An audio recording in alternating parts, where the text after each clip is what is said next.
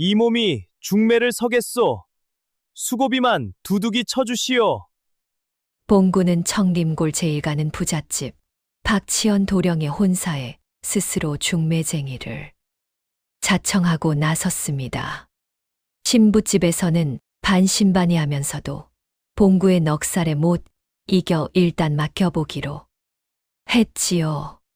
그런데 봉구가 혼삿날을 잡으러 이웃 고을에 다녀오던 길 뜻밖의 여인 하나와 마주쳤습니다. 그 여인의 품속에는 아무도 몰랐던 사연이 하나 숨겨져 있었습니다. 구독과 좋아요는 더 좋은 이야기를 만드는 힘이 됩니다.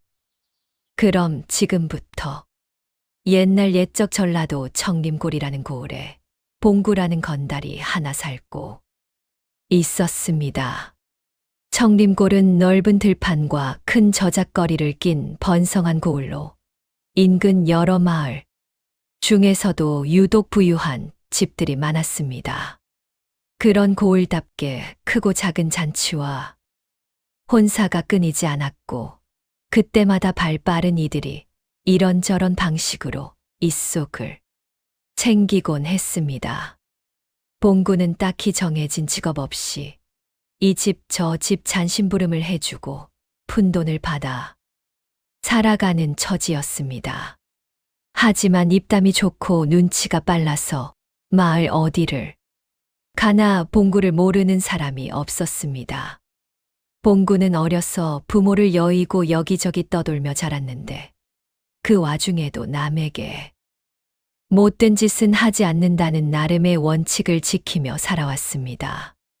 그래서인지 겉으로는 건달처럼 보여도 정작 마을 사람들은 봉구를 크게 미워하지 않았습니다.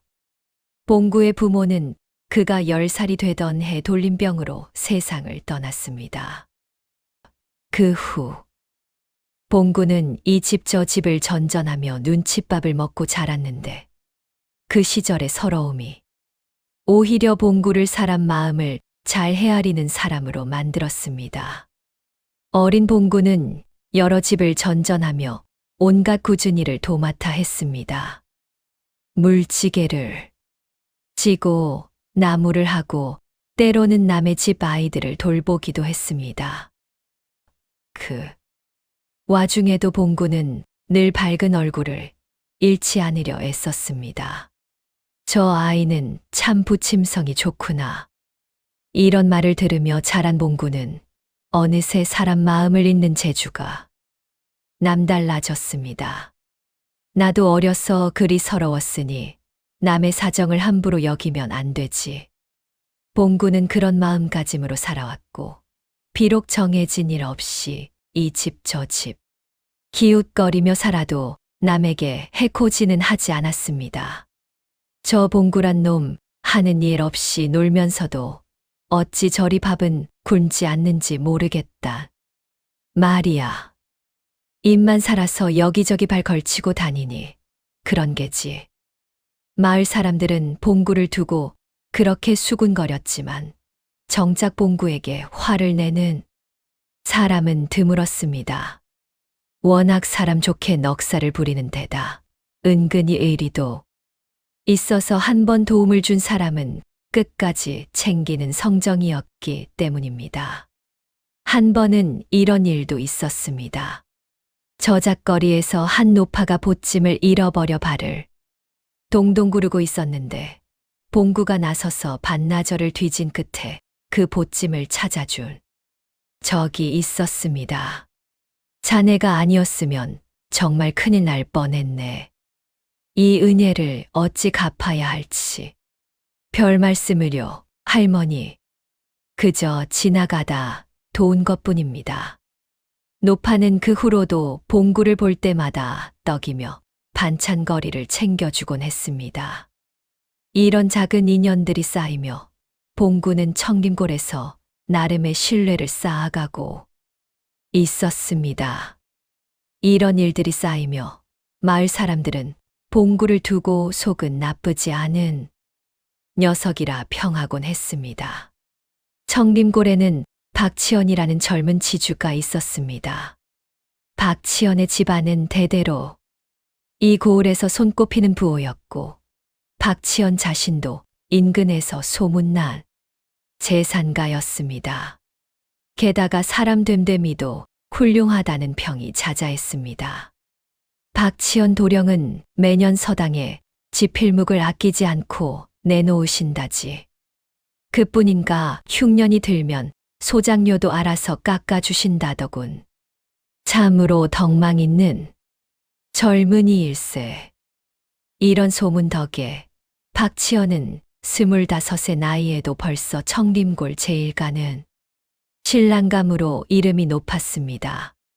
이웃 고을 처녀들 사이에서도 박치연에게 시집 가고 싶다는 이들이 적지 않았습니다. 박치연은 그런 평판을 유지하기 위해 각별히 신경을 썼습니다. 사람들 앞에서는 늘 예의 바르고 겸손한 태도를 잃지 않았고 어려운 이웃이 있으면 먼저 나서서 도와주는 모습을 보이곤 했습니다. 박치연 도령 같은 사람만 있으면 이 세상이 얼마나 살기 좋겠나. 이런 칭송이 자자할수록 박치연의 진짜 얼굴을 아는 사람은 아무도 없었습니다. 이런 청림골의 평화로운 나날 속에서 곧 벌어질 큰 소동을 예상하는 사람은 아무도 없었습니다. 봄바람이 살랑이는 청림골 저작거리에는 여느 때처럼 사람들의 웃음소리가 끊이지 않았습니다. 하지만 이 평온함 뒤에는 곧 온 마을을 뒤흔들 사건이 조용히 준비되고 있었습니다. 저작거리 곳곳에서는 오늘도 상인들이 목청을 높여 손님을 부르고 아이들은 골목을 뛰어다니며 놀이에 여념이 없었습니다. 그 누구도 이 평범한 일사 속에 큰 사건의 씨앗이 자라나고 있다는 것을 알지 못했습니다. 청림골의 봄은 여느 해와 다름없이 평화롭게 흘러가고 있었습니다.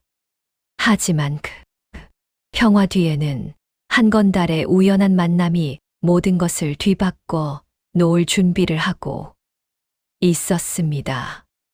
그날도 봉구는 여느 때처럼 저작거리를 어슬렁거리며 어디서 잔돈푼이라도 벌 기회가 없을지 두리번거리고 있었습니다.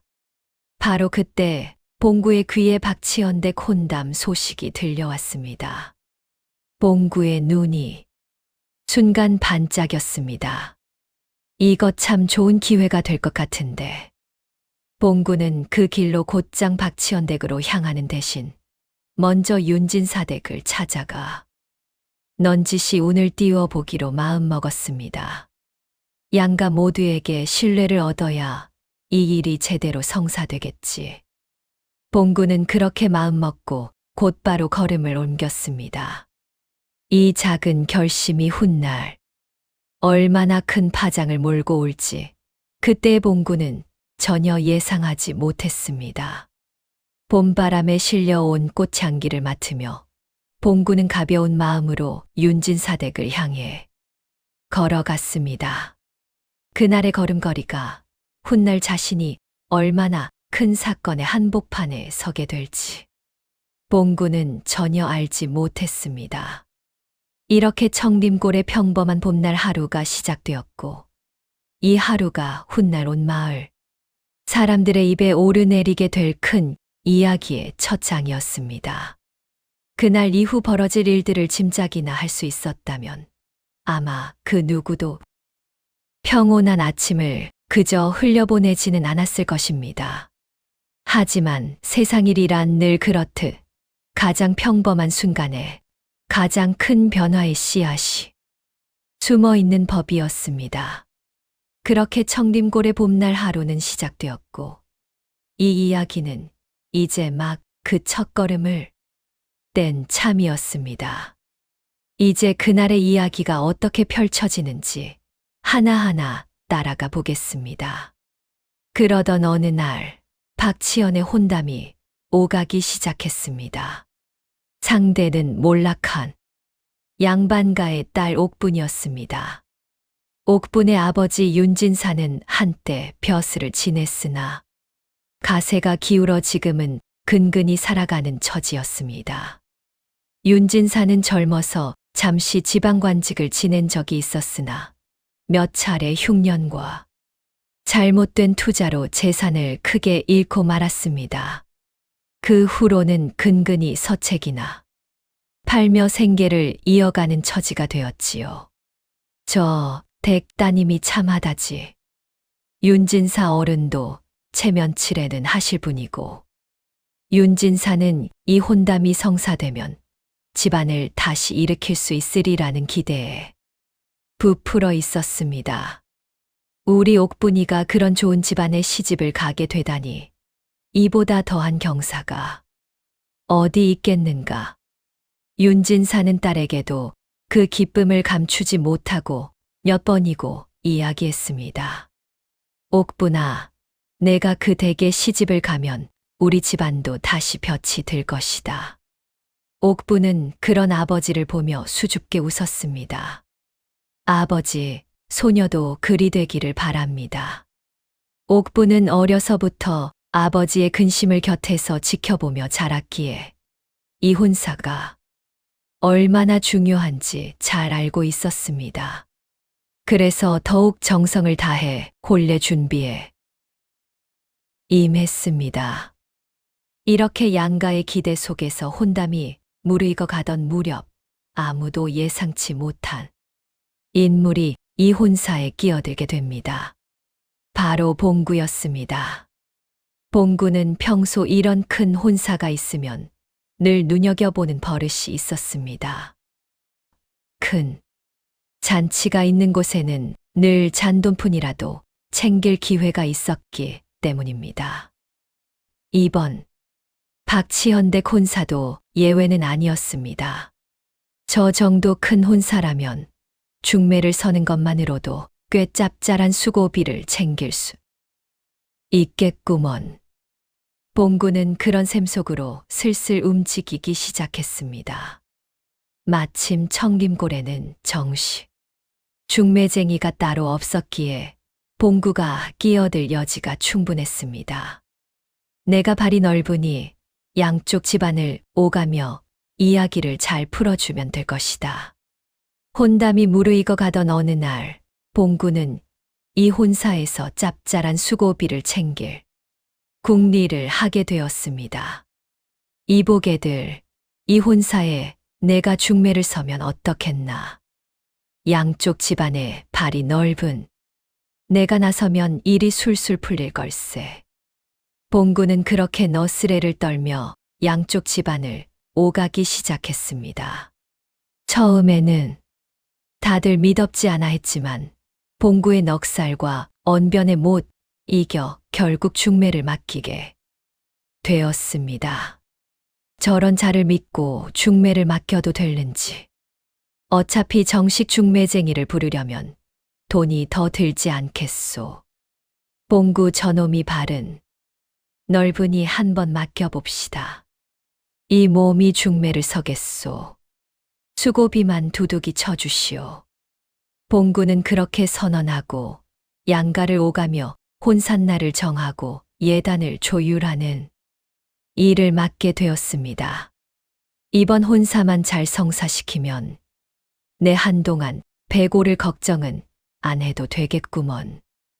봉구는 그런 셈 속으로 신이 나서 이리저리 뛰어다녔습니다. 양가를 오가며 예단을 조율하고 혼례에 쓸 물건들을 알아보고 날짜를 맞추는 등 여러 잔심부름을 도맡았습니다. 봉구는 이 일을 하며 처음으로 자신이 남에게 인정받는 느낌을 받았습니다. 평소 건달이라 손가락질 받던 처지와는 달리 이 혼사에서만큼은 봉구의 존재가 꽤나 중요하게 여겨졌기 때문입니다. 이런 큰일을 맡아서 하니 나도 제법 쓸모있는 사람이구나. 이보시오, 예단은 이 정도면 적당하겠소. 자네가 알아서 잘 맞춰주게. 다 자네 손에 달렸으니 말일세. 봉구는 그런 신뢰를 받으며 더욱 열심히 일했습니다. 어느새 봉구는 이 혼사의 성사가 자신의 명예처럼 느껴지기 시작했습니다. 이 일만 잘 마무리하면 다음에도 이런 큰 혼사의 중매를 서달라는 부탁이 들어올지도 모른다. 봉구는 그런 기대까지 품으며 신이 나서 뛰어다녔습니다.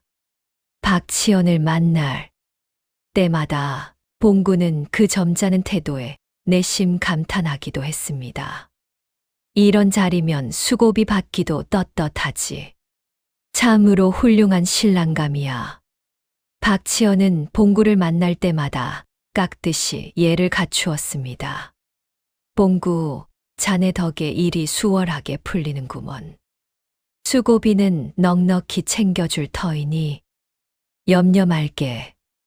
박치연은 그렇게 말하며 봉구에게 술과 안주까지 대접했습니다. 박치연의 사랑방은 고급스러운 가구와 서화로 꾸며져 있었고 내오는 술상도 여느 집과는 격이 달랐습니다. 봉구는 그런 대접을 받으며 내심 감탄을 금치 못했습니다. 이런 귀한 대접까지 받다니 참으로 도령은 사람을 대하는 법을 아시는구먼. 봉구는 그 말에 더욱 신이 나서 열심히 양가를 오갔습니다. 봉구는 박치연대 서당 기부 소식이며 소장료를 깎아주었다는 소문까지 이야기하며 윤진사를 안심시켰습니다. 윤진사 어른, 그 댁 도령이 얼마나 인심이 좋은지 아십니까? 서당에 지필묵도 아끼지 않고 소장료도 알아서 깎아주신다지 뭡니까? 윤진사는 그 말에 더욱 흡족해 했습니다. 과연 듣던 대로구먼. 우리 옥분이가 참으로 좋은 곳으로 시집을 가는구나. 하지만 그 무렵 마을 저작거리에서는 봉구도 미처 알지 못하는 소문이 은밀히 돌고 있었습니다. 저 박치연 도령 말일세, 예전에 이웃 고을의 정을 통한 여인이 있었다지. 뭔가 쉿, 그런 말 함부로 하지 말게. 괜히 화를 입을 수도 있네. 이 소문을 처음 꺼낸 것은 이웃 고을에서 온 보부상이었습니다. 그는 물건을 팔러 다니며 이런저런 소문을 주워 듣곤 했는데 우연히 죽향에 대한 이야기를 접하고는 청림골까지 그 소문을 옮기게 된 것이었습니다. 이런 소문을 나누던 이들은 주변을 살피며 목소리를 낮추었습니다. 그 댁 재산이 어디 보통인가. 괜히 밉보였다가는 우리 같은 사람이야. 벌어먹고 살기도 힘들어질 걸세. 이 소문의 근원은 사실 이웃 고을에서 흘러온 것이었습니다. 몇몇 상인들이 물건을 팔러 다니며 우연히 들은 이야기가 입에서 입으로 전해지며 청림골까지 흘러든 것이었지요. 하지만 정작 그 소문의 진위를 아는 사람은 아무도 없었습니다. 이런 소문은 아직 봉구의 귀에까지 닿지 않은 채 그저 저작거리 한 구석에서 조용히 떠돌고 있을 뿐이었습니다. 봉구는 그저 눈앞의 수고비만 생각하며 이 혼사가 무사히 성사되기만을 바랄 뿐이었습니다. 하지만 운명은 그리 순탄하게 흘러가지 않았습니다. 봉구는 그때까지만 해도 이 혼사가 자신의 인생에서 이토록 큰 전환점이 될 줄은 꿈에도 몰랐습니다. 그저 평소처럼 잔심부름 몇 개 더 하는 셈치고 시작한 일이었기 때문입니다. 봉구는 그렇게 아무것도 모른 채 그저 눈앞의 수고비만 헤아리며 하루하루를 보내고 있었습니다. 하지만 이 평온한 나날도 오래가지 못할 운명이었습니다. 봉구가 알지 못하는 사이 그의 인생을 뒤바꿀 여정이 이미 시작되고 있었습니다. 그날 아침 봉구는 여느 때처럼 가벼운 발걸음으로 집을 나섰습니다. 오늘 이웃 고을에 다녀오는 길에 어떤 인연을 마주하게 될지 봉구는 전혀 짐작하지 못하고 있었습니다. 봉구는 그저 혼산날을 잡으러 다녀오는 평범한 심부름이라 여기며 길을 나섰습니다. 봉구는 콧노래를 흥얼거리며 이웃 고을로 향하는 산길을 걸었습니다. 그날따라 날씨도 화창해서 봉구의 발걸음은 더욱 가벼웠습니다. 산길 곳곳에 핀 들꽃들을 구경하며 봉구는 오늘 하루도 무사히 잘 마무리되기를 바랐습니다. 하지만 그날의 여정이 자신의 인생을 완전히 뒤바꿔 놓을 줄은 봉구는 전혀 알지 못했습니다.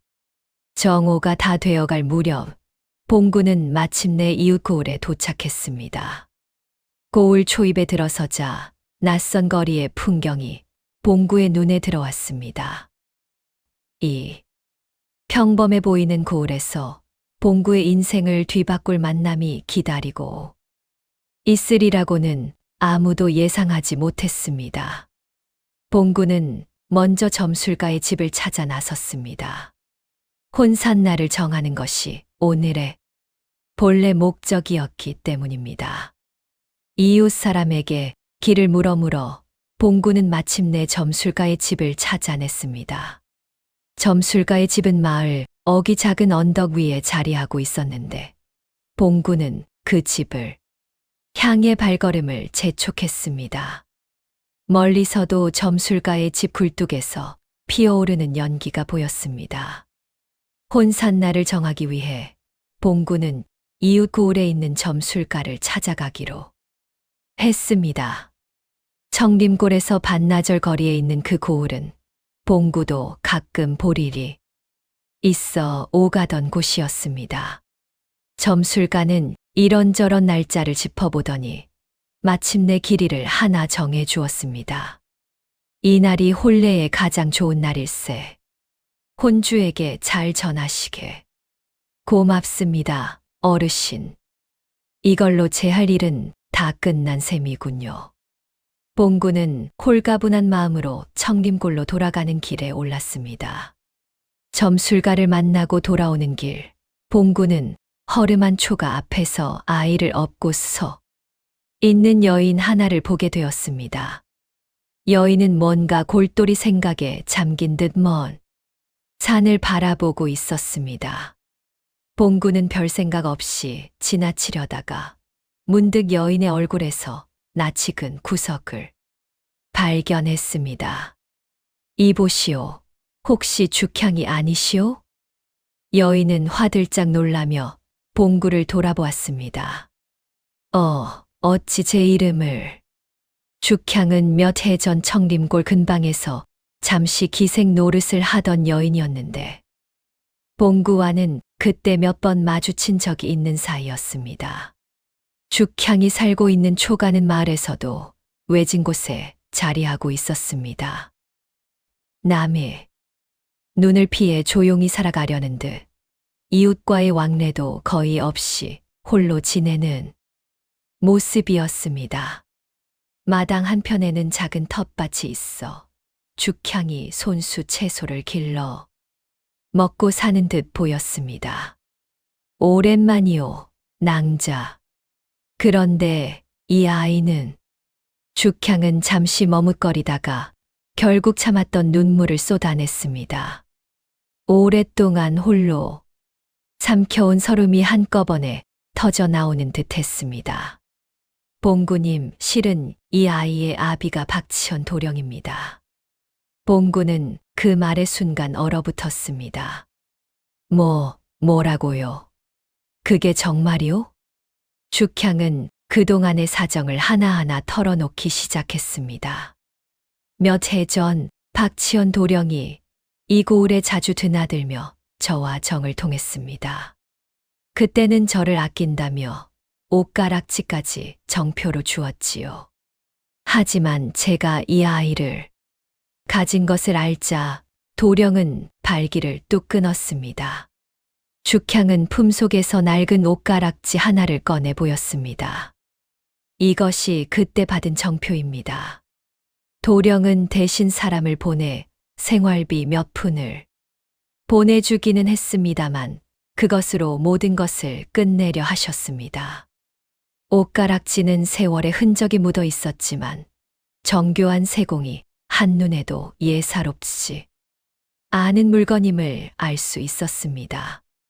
봉구는 그것을 받아들고 자세히 살펴보았습니다. 이런 귀한 물건을 정표로 주었다니 한때는 진심이었던 것도 같은데 죽향의 목소리에는 오랜 세월의 원망과 체념이 뒤섞여 있었습니다. 처음엔 도령이 언젠가 다시 찾아오실 줄 알았습니다. 하지만 세월이 흐를수록 저는 그저 잠시 놀이개였을 뿐이었다는 것을 깨달았지요. 죽향은 아이를 낳고 홀로 지내온 지난 세월을 담담히 풀어놓았습니다. 삭바느질로 겨우 생계를 이어가며 아이가 아플 때마다 홀로 밤을 지새운 날들이 얼마나 많았는지 이야기했습니다. 이 아이가 아플 때마다 저는 압이 없는 자식이라 더 서러운 것은 아닐까 늘 마음을 졸였습니다. 봉구는 그 이야기를 들으며 머릿속이 복잡해졌습니다. 이 일을 알고도 모른 척 중매를 계속해야 하나 아니면 봉구는 그 자리에서 한참을 서성이며 갈등했습니다. 평생 남의 일에 깊이 관여하지 않고 살아온 그였지만 이번만큼은 그냥 지나칠 수 없다는 생각이 자꾸만 들었습니다. 낭자, 제가 지금 그 박치연 도령의 혼사에 중매를 서고 있는 처지요. 죽향은 그 말에 놀라 눈을 크게 떴습니다. 그렇다면 그분이 다른 낭자와 혼인을 하신다는 말씀이십니까? 그렇소. 며칠 후면 혼례를 치를 참이요. 죽향은 그 말에 한참을 말없이 아이를 끌어안았습니다. 아이는 영문도 모른 제 어머니의 품에서 새근새근 잠들어 있었습니다. 저는 이 아이를 위해서라도 무엇을 바라는 것이 아닙니다.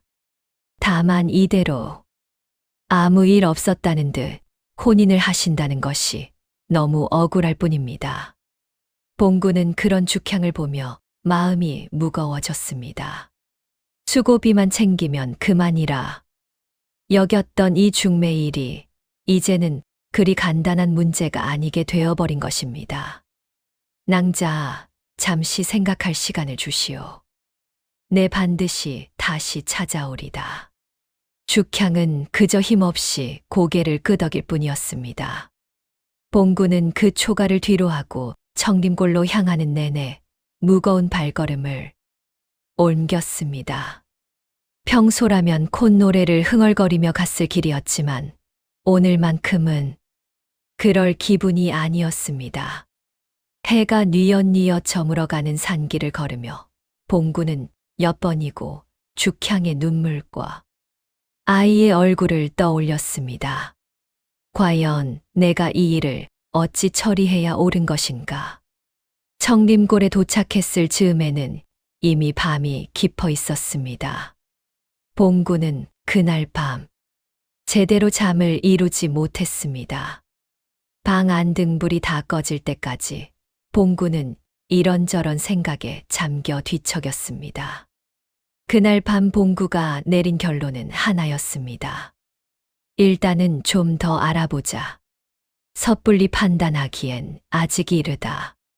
이튿날 봉구는 다시 평소처럼 혼사 준비를 도우러 나섰습니다.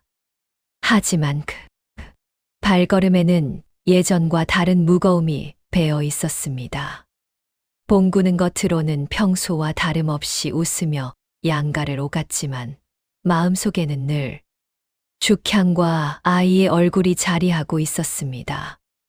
이대로 계속 이 일을 해야 하는 것인가? 그런 고민 속에서도 봉구는 겉으로는 티 내지 않으려 애썼습니다. 박치연 앞에서는 여느 때처럼 넉살 좋게 굴었고 옥분과 윤진사 앞에서는 밝은 얼굴을 유지했습니다. 하지만 홀로 있을 때면 그 무거운 고민이 다시금 봉구를 짓눌렀습니다. 언제까지 이렇게 속마음을 숨기고 지낼 수 있을까? 봉구는 그런 갈등 속에서도 하루하루를 버텨나갔습니다. 겉으로는 여느 때와 다름없는 모습으로 속으로는 점점 더 커지는 결심을 안고서 말입니다. 시간이 흐를수록 봉구의 마음속 결심은 점점 더 확고해져 갔습니다. 더 이상 망설일 시간이 없다는 것을 봉구는 스스로도 잘 알고 있었습니다. 혼례 날짜가 하루하루 다가올수록 봉구의 마음속 갈등도 점점 하나의 결론을 향해 나아가고 있었습니다. 봉구는 매일 밤 홀로 방에 앉아 그 결론을 되새기며 실행에 옮길 용기를 차곡차곡 쌓아갔습니다.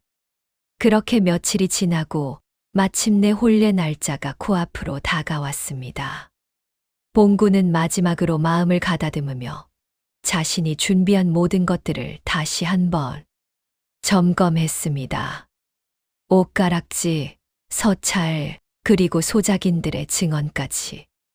이 모든 증거들이 내일이면 세상에 드러날 것이었습니다. 봉구는 그렇게 마음의 준비를 마치고 조용히 잠자리에 들었습니다. 내일이면 모든 것이 달라질 것이었습니다. 봉구는 그 사실을 알면서도 이상하리만치 마음이 편안해지는 것을 느꼈습니다. 옳은 일을 하기로 마음먹은 사람만이 느낄 수 있는 그런 고요한 평온함이었습니다. 봉구는 그렇게 편안한 마음으로 잠에 빠져들었고 이튿날 아침 그 어느 때보다 맑은 정신으로 눈을 떴습니다. 봉구는 청림골로 돌아오는 내내 마음이 복잡했습니다. 평소라면 이런 복잡한 일에 엮이지 않고 그저 제 갈 길을 갔을 그였지만 어린아이를 업고 서 있던 죽향의 모습이 자꾸만 눈에 밟혔습니다. 산길을 걸으며 봉구는 몇 번이고 멈춰 서서 하늘을 올려다보았습니다. 답답한 마음을 조금이라도 풀어보려는 몸짓이었습니다. 세상에 이런 일이 다 있나. 하필 내가 중매를 서는 혼사에 이런 사연이 얽혀 있을 줄이야. 봉구는 그 자리에 멈춰 선 채 하늘을 올려다보며 한숨을 내쉬었습니다. 자신이 선택해야 할 길이 결코 쉽지 않으리라는 것을 이미 예감하고 있었습니다. 이 일을 모른 척하면 수고비는 두둑이 받겠지만 저 죽향이란 여인과 아이는 어찌 되는 것인가. 봉구는 원래 셈이 빠른 사람이었지만 이번만큼은 셈으로 해결되지 않는 문제라는 것을 느꼈습니다. 걸음을 옮기면서도 몇 번이고 뒤를 돌아보며 갈등했습니다. 머릿속에서는 수고비를 챙기는 자신의 모습과 진실을 밝히다 궁지에 몰리는 자신의 모습이 번갈아 떠올랐습니다. 어느 쪽을 택해야 나중에 후회하지 않을까. 봉구는 걸음을 옮기는 내내 이 질문을 스스로에게 던지고 또 던졌습니다. 답은 이미 마음속에 있었지만 그것을 받아들이기까지는 시간이 좀 더 필요했습니다. 에라 모르겠다. 일단 좀 더 알아보고 결정하자. 봉구는 그렇게 마음을 정하고 박치연에 대해 좀 더 캐보기로 했습니다. 봉구는 저작거리를 오가며 은근슬쩍 사람들에게 박치연에 대한 이야기를 물어보기 시작했습니다. 처음엔 다들 칭찬 일색이었지만 봉구는 그 이면에 숨겨진 무언가가 있을지도 모른다는 예감이 들었습니다. 봉구는 특히 오래 일한 하인들을 눈여겨보았습니다.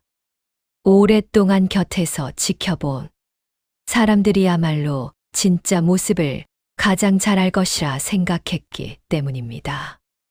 몇몇 늙은 하인들은 봉구가 넌지시 캐물을 때마다 말을 아끼면서도 어딘가 석연치 않은 표정을 짓곤 했습니다. 봉구는 그런 미묘한 반응들을 하나하나 마음에 새겨두었습니다. 그런 작은 단서들이 하나둘 쌓이면서 봉구의 의심은 점점 더 확신으로 바뀌어 갔습니다. 이 사람, 겉으로 보이는 것과 실제 모습이 상당히 다른 것 같구나. 봉구는 그 확신을 안고 이제 남은 것은 결정적인 증거를 모으는 일뿐이라고 생각했습니다. 그날 이후로 봉구는 더욱 은밀하고 치밀하게 증거를 모으기 시작했습니다. 이제 봉구에게 남은 것은 이 모든 증거를 언제 어떻게 세상에 드러낼지 결정하는 일뿐이었습니다. 봉구는 그 방법을 고민하고 또 고민하며 마침내 완벽한 계획을 세우기에 이르렀습니다. 그 계획이 성공하기 위해서는 무엇보다 치밀한 준비와 담대한 실행력이 필요했습니다. 봉구는 그 두 가지를 모두 갖추기 위해 남은 시간 동안 최선을 다했습니다. 그렇게 시간은 흘러 마침내 결전의 날이 밝아왔습니다. 봉구는 박치연의 소작인들을 슬쩍 찾아가 이런저런 이야기를 나누어 보았습니다. 처음에는 다들 박치연을 칭찬하기 바빴지만 봉구가 술 한 잔씩 권하며 넌지시 캐묻자 몇몇은 조심스레 다른 이야기도 흘렸습니다. 봉구는 일부러 허름한 주막에서 소작인 몇을 불러 술자리를 마련했습니다. 술이 몇 순배 돌자 다들 조금씩 속내를 드러내기 시작했습니다. 사실 겉으로는 인심 좋은 척하시지만 소장료, 계산은 은근히 우리한테 불리하게 매기신다네. 그러게 말일세. 겉으로 보이는 것과 속은 좀 다르시더군. 장부에 이런저런 명목을 붙여서 결국 우리가 내는 건 다른 집보다 많다지 뭔가. 또 다른 소작인이 술잔을 기울이며 한마디 보탰습니다. 나도 몇 년 전부터 그런 낌새를 느꼈네만 괜히 밉보였다가 소작 자리를 잃을까봐 입 다물고 있었네. 봉구는 그 말을 듣고 점점 확신이 들었습니다. 이 사람 겉모습만 번지르르한 게 아닌가. 봉구는 확신을 굳히기 위해 다른 소작인도 만나보았습니다. 저희 집도 마찬가지입니다. 겉으로는 인심 좋다 하시지만 실제 셈은 다른 집보다 후하지 않습니다. 그럼 자네들은 왜 그런 말을 못하고 있었나? 나리가 워낙 힘이 있으신 분이라 괜히 밉보였다간 소작 자리를 잃을까 두려웠습니다.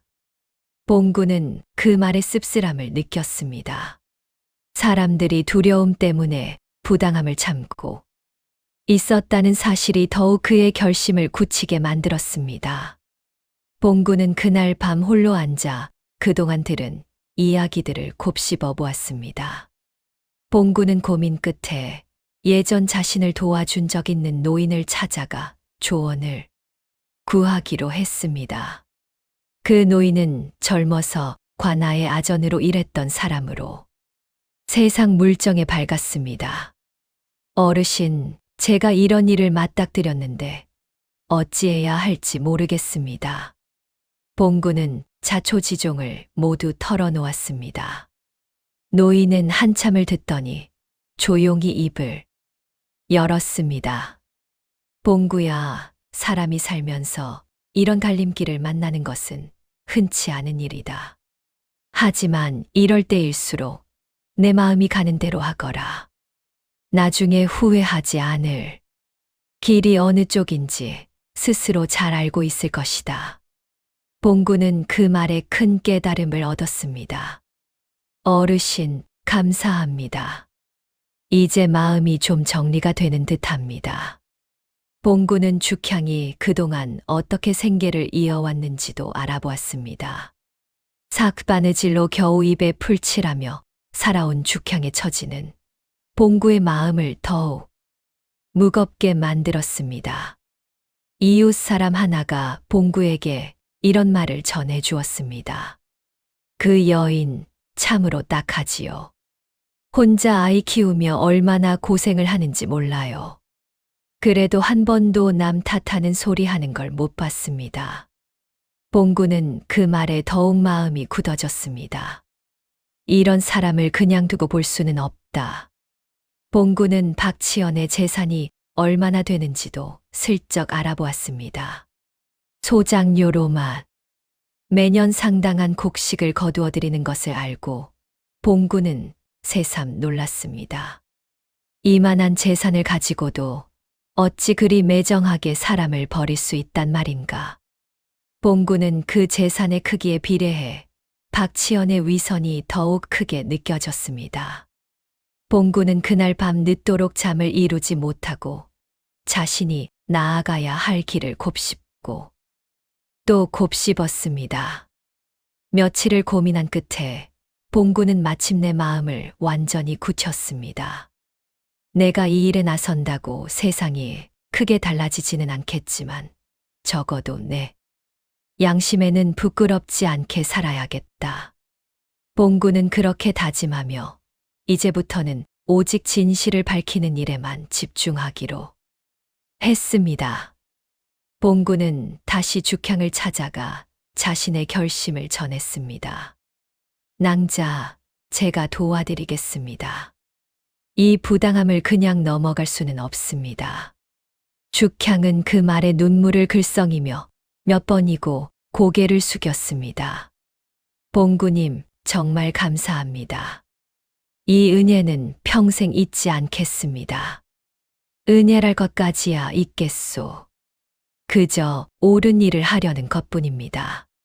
죽향은 봉구의 결심을 듣고 자신도 용기를 내기로 마음먹었습니다. 봉구님, 저도 더 이상 숨기고만 살지 않겠습니다. 이 아이를 위해서라도 이제는 당당히 나서야겠지요. 죽향은 그렇게 말하며 아이를 꼭 끌어안았습니다. 아가야, 어미가 이제 용기를 내려 한다. 조금만 참아주렴. 죽향은 아이를 안고 앞으로의 일을 그려보았습니다. 두려운 마음도 있었지만 더 이상 숨어 살지 않겠다는 결심이 그 두려움을 이겨냈습니다. 죽향은 밤마다 아이가 잠든 후 홀로 앉아 마음을 다잡았습니다. 오랜 세월, 억눌러온 억울함이 이제는 밖으로 터져 나올 준비를 하고 있었습니다. 아가야, 어미가 반드시 내 아버지의 죄를 세상에 알리마. 죽향은 그렇게 다짐하며 마음을 다잡았습니다. 봉구와 동료들은 며칠에 걸쳐 세부 계획을 논의했습니다. 어느 타이밍에 죽향 낭자를 등장시킬지가 관건일세. 혼례가 어느 정도 무르익었을 때가 좋겠지. 사람들이 방심하고 있을 때 말일세. 이렇게 하나하나 세부 사항을 맞춰가며 계획은 점점 완벽해져 갔습니다. 봉구는 혼례 날 아이가 입을 옷도 신경 써서 마련해 주었습니다. 낭자, 아이에게 이 옷을 입히시오. 깨끗하고 단정해 보여야 사람들이 더 믿어줄 것이오.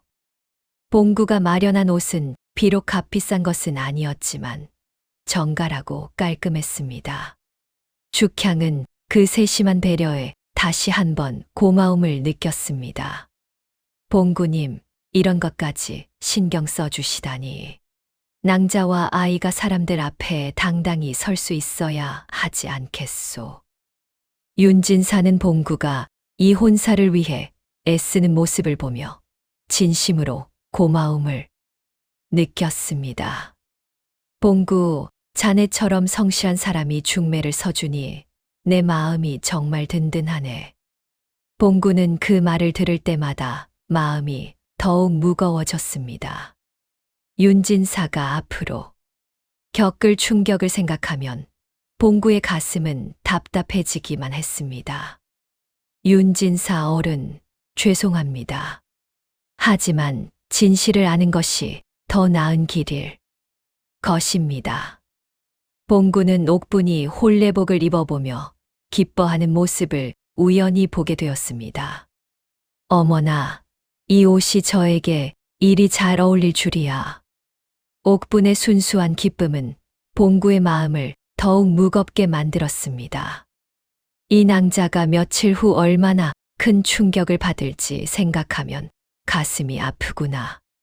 하지만 봉구는 이내 마음을 다잡았습니다. 차라리 지금 아는 것이 나중에 평생을 속아 사는 것보다 낫다. 봉구는 박치연이 기부한다는 서당도 찾아가 훈장을 만나보았습니다. 훈장님, 박치연 도령이 매년 지필묵을 기부하신다고 들었습니다. 참으로 후덕하신 분이지요. 훈장은 잠시 머뭇거리다가 조심스레 입을 열었습니다. 글쎄 기부는 하시지만 그 대가로 꼭 마을 사람들 앞에서 크게 생색을 내시더군. 은밀히 돕는 것과는 좀 다르지. 봉구는 그 말에 또 하나의 단서를 얻었습니다. 선행조차 남에게 보이기 위한 것이었구나. 봉구는 박치연 댁 마름과도 이야기를 나눌 기회가 있었습니다. 마름은 처음에 입을 다물었지만 봉구가 술 한 잔을 권하며 넌지시 캐묻자 조금씩 속내를 드러냈습니다. 사실 날이 깨서 겉으로 보이는 것과 실제 장부는 좀 다릅니다. 하지만 제가 이런 말을 했다는 건 절대 비밀로 해주십시오. 여부가 있겠나. 걱정 말게. 마름은 그렇게 말하며 은밀히 몇 가지 장부의 실상을 알려주었습니다. 봉구는 그동안 모은 여러 증언과 증거들을 차곡차곡 정리해 나갔습니다. 옷가락지, 서찰, 그리고 소작인들의 증언까지. 이 정도면 충분히 진실을 밝힐 수 있을 것이다. 봉구는 그 증거들을 소중히 보관하며 혼례 당일 사용할 준비를 마쳤습니다. 한편 봉구는 옥분을 만날 기회가 있을 때마다 마음이 편치 않았습니다. 옥분은 박치연과의 혼인을 진심으로 기뻐하고 있었기 때문입니다. 중매쟁이 어른 박치연 도령님은 참으로 훌륭한 분이라 들었습니다. 제가 복이 많은 것 같습니다.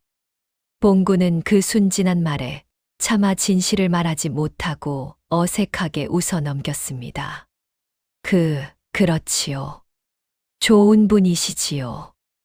옥분은 혼례 준비를 하며 연신 들뜬 얼굴이었습니다. 어머니가 살아계셨다면 얼마나 좋아하셨을까요? 시집가는 딸 모습을 보시면 말입니다. 봉구는 그렇게 말하면서도 속으로는 옥분에게 미안한 마음이 들었습니다. 이 순진한 낭자가 나중에 진실을 알면 얼마나 상처받을까. 옥분은 봉구의 복잡한 표정을 눈치채지 못한 채 계속 이야기를 이어갔습니다. 중매쟁이 어른 덕분에 이리 좋은 혼처를 만나게 되었습니다. 정말 감사드립니다. 이 말에 봉구는 더욱 마음이 무거워졌습니다. 봉구가 이것저것 캐고 다닌다는 소문이 돌자 박치연은 봉구를 은근히 경계하기 시작했습니다. 봉구, 요즘 자네가 이런저런 사람들을 만나고 다닌다는 이야기를 들었네. 혼사 준비 말고 다른 볼일이 있는가? 봉구는 순간 뜨끔했지만 태연한 척했습니다. 그저 혼산날 잔치에 쓸 물건들을 알아보느라 그리했습니다요. 박치연은 의심스러운 눈초리로 봉구를 바라보았지만 더 캐묻지는 않았습니다. 하지만 그날 이후로 박치연은 자신의 신복을 시켜 은밀히 봉구의 뒤를 밟게 했습니다. 저놈이 요즘 수상하다. 뒤를 좀 밟아보게. 봉구는 마음을 정하지 못한 채 다시 한번 죽향을 찾아갔습니다. 낭자, 내 다시 왔소. 대체 이 일을 어찌하면 좋겠소. 죽향은 담담한 얼굴로 답했습니다. 저는 그저 이 아이가 압이 없는 자식으로 손가락질 받지 않기를 바랄 뿐입니다. 봉구님이 알아서 판단해 주십시오. 봉구는 그 말에 더욱 무거운 책임감을 느꼈습니다. 죽향의 처지를 보면 볼수록 이대로 모른 척할 수 없다는 생각이 굳어져 갔습니다. 낭자, 혹시 그 옷가락지 말고 다른 증거가 될 만한 것은 없소. 죽향은 잠시 생각하다가 낡은 서찰 몇 통을 꺼내 보였습니다. 이것은 도령이 예전에 저에게 보낸 서찰들입니다. 필체를 보시면 누구의 것인지 아실 수 있을 겁니다. 봉구는 그 서찰들을 조심스레 받아들며 고개를 끄덕였습니다. 이것도 큰 도움이 되겠구려. 봉구는 죽향의 아이를 다시 한번 유심히 살펴보았습니다.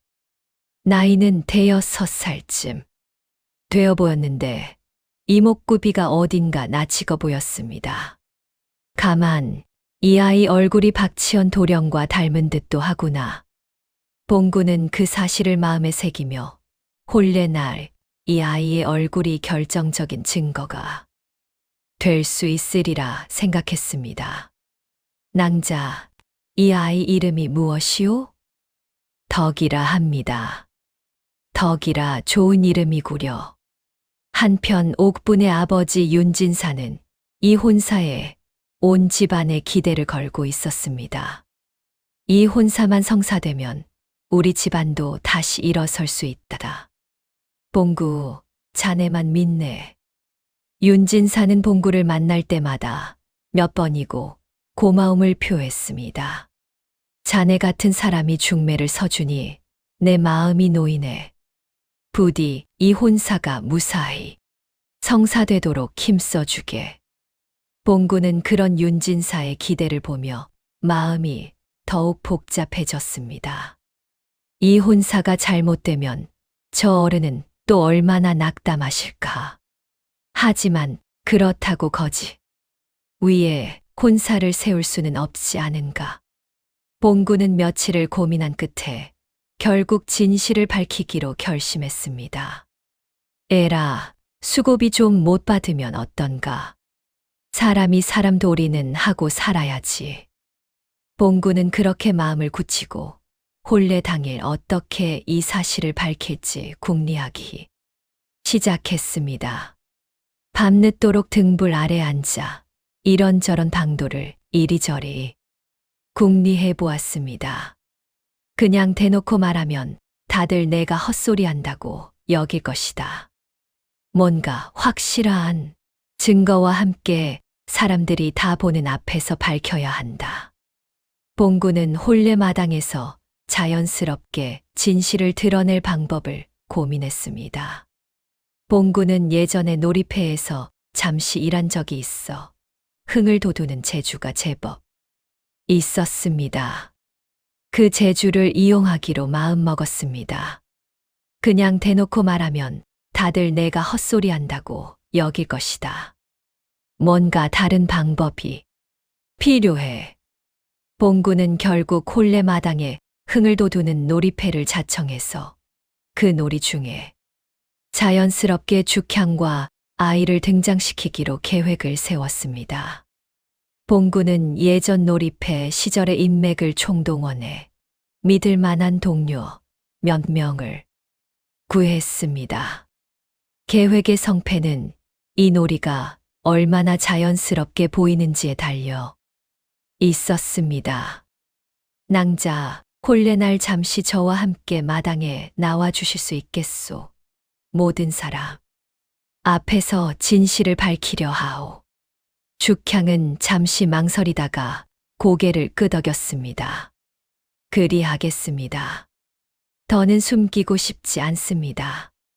박치현의 신복은 봉구가 죽향의 초가를 드나드는 것을 눈치채고 이 사실을 그대로 박치현에게 고했습니다. 날이 봉구가 며칠째 이웃 고을의 어느 여인 집을 드나들고 있습니다. 박치현은 그 말에 불길한 예감이 들었습니다. 이웃 고을이라니 설마 그 여자를 만난 것은 아니겠지.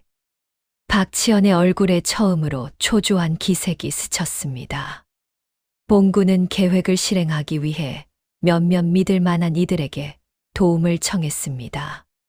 평소 봉구에게 신세를 진 적 있는 놀이패 동료들이 흔쾌히 힘을 보태주기로 했습니다. 봉구, 자네 부탁이라면 당연히 도와야지. 무슨 놀이를 하려는 겐가. 그저 흥을 돋우는 놀이인 척하다가 결정적인 순간에 진실을 밝힐 것이네. 동료들은 봉구의 계획을 듣고 고개를 끄덕이며 협조를 약속했습니다. 이 놀이패 동료들은 예전 봉구가 어려운 시절 함께 떠돌며 정을 나눈 이들이었습니다. 그중 한 명은 이렇게 말하기도 했습니다. 봉구, 자네가 이런 옳은 일에 나서는 걸 보니 참으로 대견하네. 우리도 힘껏 돕겠네. 봉구는 그 말에 뭉클함을 느꼈습니다. 고맙네, 다들. 이 은혜는 잊지 않겠네. 봉구와 동료들은 몇 번이고 놀이 순서를 맞춰보았습니다. 어색함이 없도록. 자연스러운 흥겨운 놀이처럼 보이면서도 결정적 순간에 죽향을 등장시켜야 했기 때문입니다. 이 대목에서 내가 손짓을 하면 그때 자네들은 슬쩍 물러서 있게. 알겠네. 완벽하게 맞춰보세. 몇 차례 연습 끝에 모두가 자신 있게 계획을 실행할 수 있게 되었습니다. 봉구는 계획을 실행하기 전 마지막으로 옥분과 마주칠 기회가 있었습니다. 옥분은 여전히 들뜬 얼굴로 혼례 준비를 이야기했습니다. 중매쟁이 어른, 혼례복이 정말 곱게 나왔습니다. 한번 보시겠습니까? 봉구는 그 순진한 얼굴을 보며 마음이 더욱 무거워졌습니다. 이 낭자가 나중에 얼마나 상처받을지 생각하면 가슴이 아프구나. 하지만 지금 알리지 않으면 평생을 속아 살게 될 것이다. 낭자, 혼례 날 무슨 일이 있어도 놀라지 마시고 침착하게 계셔 주십시오. 옥부는 그 말이 이상하게 들렸는지 고개를 갸웃했습니다. 그게 무슨 말씀이신지요? 그저 혼례란 게 워낙 정신없는 날이니 드리는 말씀입니다. 봉구는 차마 더 말하지 못하고 얼버무렸습니다. 혼례가 다가올수록 죽향도 두려움에 떨었습니다. 봉구님, 제가 정말 그 자리에 나서도 되는 것일까요? 혹여 저와 아이에게 화가 미치지는 않을까요? 봉구는 그런 죽향을 다독였습니다. 낭자, 걱정 마시오. 모든 사람이 보는 앞에서 밝히면 박치헌도 함부로 낭자를 해코지하지 못할 것이오. 죽향은 그 말에 조금이나마 용기를 얻었습니다. 봉구님만 믿겠습니다. 박치헌은 봉구의 동태가 심상치 않다는 것을 어렴풋이 느끼면서도 정확히 무엇을 준비하는지는 알지 못해 초조해했습니다. 저놈이 대체 무슨 꿍꿍이인지 모르겠구나. 혼례 전에 확실히 처리를 해야 하는데. 박치헌은 몇 번이고 봉구를 회유하거나 협박할 방법을 궁리했지만 이미 봉구의 마음은 확고했습니다. 윤진사도 어렴풋이 심상치 않은 기운을 느꼈습니다. 봉구의 표정이 예전과 달리 무거워 보였기 때문입니다. 봉구, 요즘 자네 안색이 좋지 않아 보이는데 무슨 일이라도 있는가? 봉구는 애써 웃으며 얼버무렸습니다. 아, 아닙니다. 그저 혼례 준비로 좀 바빠서 그렇습니다. 윤진사는 그 말을 믿는 눈치였지만 어딘가 개운치 않은 기분을 떨치지 못했습니다. 혼례를 하루 앞두고 봉구는 죽향과 함께 계획을 마지막으로 점검했습니다. 낭자, 내일 제가 신호를 보내면 그때 마당으로 나오시오. 아이는 꼭 안고 계시고요. 예, 명심하겠습니다. 봉구는 놀이패 동료들과도 다시 한번 순서를 맞춰보았습니다. 자네들은 내가 손짓하면 그때 놀이를 멈추고 물러서게. 그러면 내가 나서서 진실을 밝히겠네. 모든 준비가 끝나자 봉구는 비로소 마음이 조금 놓였습니다. 하지만 동시에 내일 벌어질 일에 대한 긴장감도 커져만 갔습니다. 혼례 전날 밤 죽향은 홀로 앉아 박치연과 처음 만났던 시절을 떠올렸습니다. 그때만 해도 박치연은 다정하고 진실해 보였습니다. 그때는 정말 나를 사랑하시는 줄 알았는데 죽향은 아이를 품에 안고 지난 세월을 돌이켜보았습니다. 처음의 설렘, 임신, 사실을 알렸을 때의 냉랭한 반응, 그리고 홀로 아이를 키워온 고된 나날들이 주마등처럼 스쳐 지나갔습니다. 아가야, 내일이면 이 어미의 억울함을 조금이나마 풀 수 있을 것 같구나. 죽향은 잠든 아이의 얼굴을 바라보며 다짐을 새로이 했습니다. 봉구 역시 잠을 이루지 못했습니다. 내일 계획이 실패하면 어떻게 될지, 자신이 감당해야 할 후폭풍이 얼마나 클지 헤아려 보았습니다. 박치연이 저리 힘있는 자인데 내가 정말 이길 수 있을까? 하지만 봉구는 이내 고개를 저으며 마음을 다잡았습니다. 아니다. 옳은 일을 하는데 두려워할 게 무엇인가? 같은 시각 죽향도 잠을 이루지 못하고 있었습니다. 내일이면 모든 것이 밝혀질 것이라는 생각에 마음이 복잡했습니다. 아가야, 내일은 어미가 조금 용기를 내야 하는 날이란다. 죽향은 잠든 아이를 바라보며 나직이 중얼거렸습니다. 그 눈빛에는 두려움과 함께 오랜만에 느껴보는 희망도 서려 있었습니다. 봉구는 혼례 전날 밤늦게까지 놀이패 동료들과 마지막 리허설을 거듭했습니다. 실수 하나 없이 완벽하게 해내야 한다는 부담감에 몇 번이고 같은 동작을 반복했습니다. 자, 다시 한번 처음부터 맞춰보세. 동료들은 지친 기색도 없이 봉구의 요청에 응해 주었습니다. 봉구, 걱정 말게. 우리가 있지 않은가. 봉구는 그 말에 큰 힘을 얻었습니다. 혼례를 이틀 앞둔 날, 박치연은 우연히 봉구가 죽향의 초가를 드나든다는 소식을 전해 듣게 되었습니다.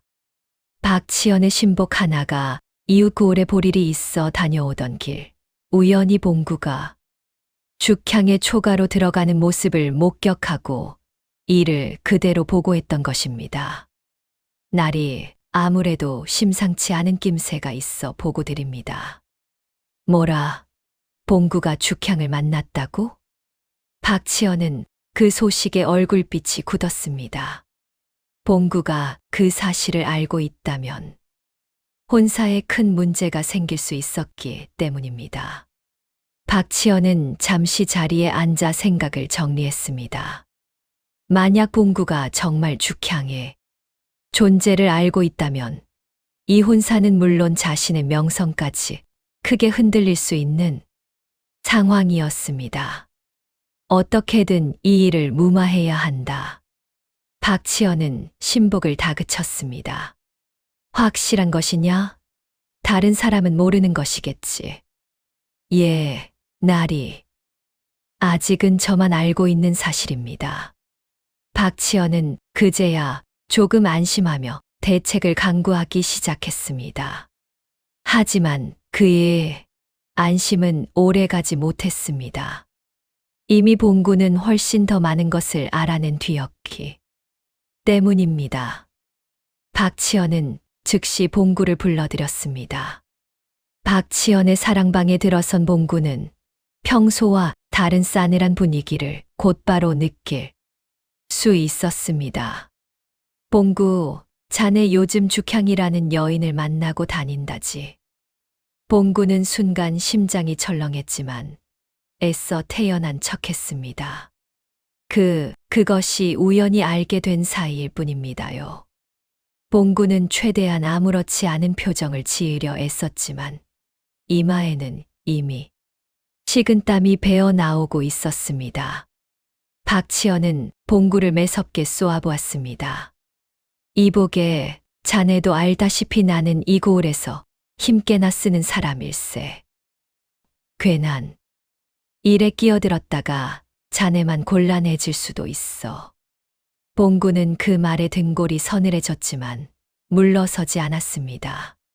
제가 무슨 일에 끼어들었다는 말씀이신지. 박치연은 품속에서 묵직한 돈주머니를 꺼내 봉구 앞에 내밀었습니다. 이걸 받고 입을 다물게. 그리고 이번 혼사만 잘 마무리해주면 앞으로도 내 자네를 잘 봐주겠네. 봉구는 그 돈주머니를 바라보며 잠시 갈등했습니다. 평소라면 두말 없이 받았을 큰 돈이었습니다. 돈주머니 안에서 짤랑거리는 소리만 들어도 그것이 결코 적은 액수가 아니라는 것을 알 수 있었습니다. 이 돈이면 몇 달은 편히 지낼 수 있을 텐데. 봉구는 손을 뻗어 그 돈주머니를 만져보기까지 했습니다. 하지만 손끝에 닿는 그 무게가 오히려 그의 마음을 더 무겁게 만들었습니다. 이 돈을 받으면 나는 평생 그 죽향이란 여인과 아이의 눈을 마주치지 못할 것이다. 하지만 봉구의 머릿속에는 죽향의 눈물과 아이의 얼굴이 스쳐 지나갔습니다.